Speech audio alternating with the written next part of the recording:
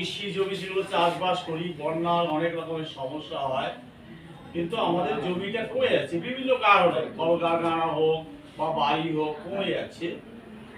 এবং আমরা বেশি জায়গা নিয়ে আগের মতো বাড়িও করতে পারি না। আগে 10 কাঠা 15 কাঠা গ্রামের লোকে বাড়ি করতো, বা এরকম জায়গা জমির দাম কম ছিল, সেখানে আশপাশে একটু জায়গা থাকলে আমরা একটা কিচেন গার্ডেন করতে পারতাম, চাষবাস করতে পারতাম।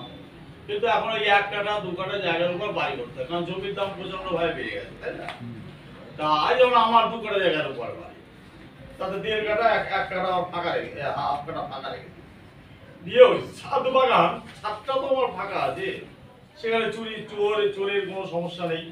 হ্যাঁ, আর আপনি দেখবেন মাটি থেকে যত উপরে আপনি গাছ লাগাবেন রোগ পোকা তত কম।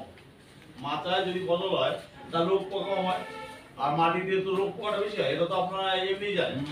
কিন্তু ছাদের উপর আপনার বন্যায় ডোবার কোনো ভয় নেই, আপনার কেউ চুরি করে নেবে সেটারও ভয় নেই।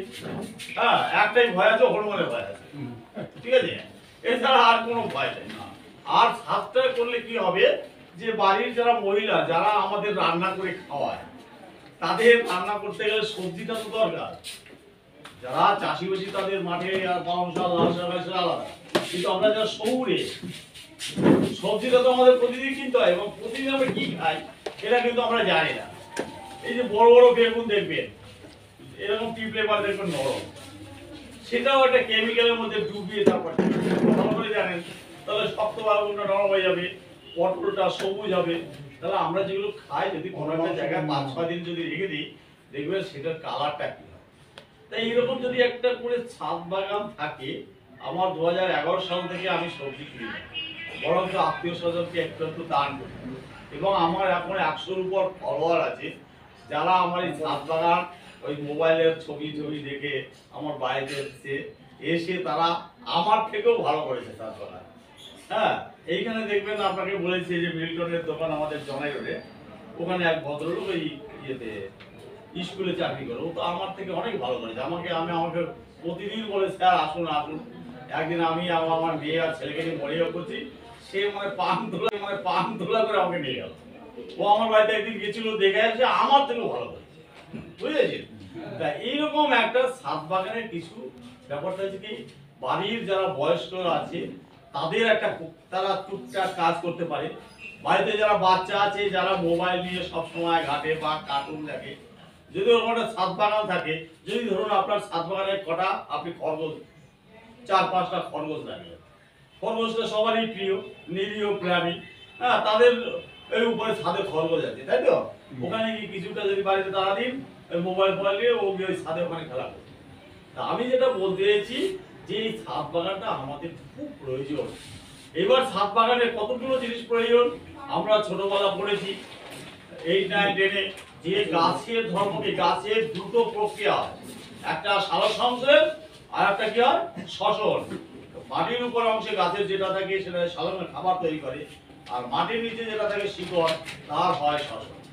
একমাত্র উদ্ভিদের দুটো প্রক্রিয়া চলে। মাটি যদি আপনার একটু এয়ারেশন না হয়, ফুরফুরে না হয়, তাহলে কিন্তু শিকড়ের বৃদ্ধি হয় না।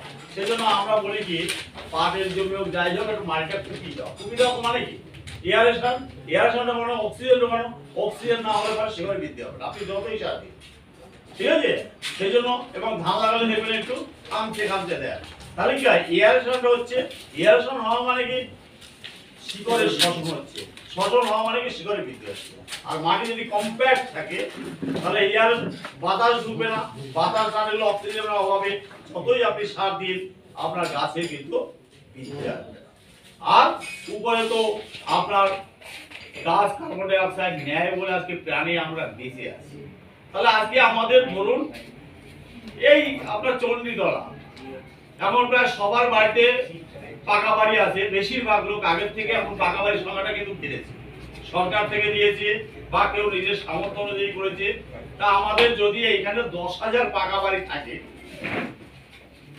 যদি 1% লোকও করে, 1%, তাহলে কিন্তু 100টা বাড়ি হবে। 100টা বাড়িতে যদি তাদের নিজের সবজি তৈরি করতে পারে, তা আমাদের যেহেতু এটা আরবান এরিয়া, শহুরে জায়গা, এটা পুরোটা আমরা এগ্রিকালচার বেল্ট বলতে পারি না, তাই তো? এখানে কল কারখানা সবকিছুই আছে। তা এইরকম জায়গায় আমাদের ছাদ বাগানটা খুবই দরকার।